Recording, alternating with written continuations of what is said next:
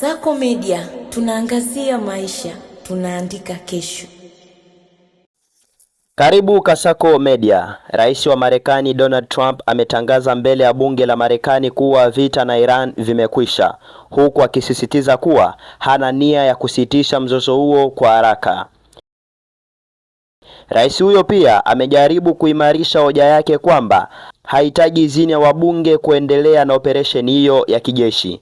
Katika barua aliyowasilisha kwa viongozi wa bunge Ijumaa Mei Mosi, wakati ukikaribia mwisho wa muda wa kuwasilisha taarifa kuhusu vita hiyo, Trump alisema hakuna mapigano yoyote yaliyotokea kati ya pande hizo mbili tangu kusitishwa kwa mapigano. Ameiambia Congress kuwa mapigano yaliyoanza Februari 28 mwaka 2026 yamekamilika.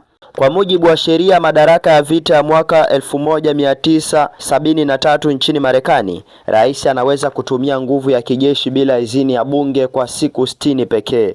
Baada ya hapo, anatakiwa kusitisha operation, kupata idhini ya bunge au kuomba nyongeza siku 30 endapo kuna dharura ya kijeshi inayohusiana na usalama wa majeshi ya Marekani wakati wa uondoaji.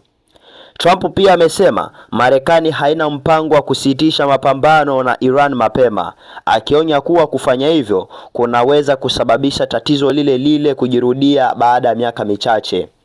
Wakati huo huo, shirika la habari la IRNA liliripoti kuwa Tehran imewasilisha pendekezo jipya la mazungumzo na Marekani kupitia wapatanishi wa Pakistan, lakini Trump alikataa haraka pendekezo hilo. Ili kupata habari zaidi, jiunge na Kasako Media. Kasako Media, tunaangazia maisha, tunaandika kesho.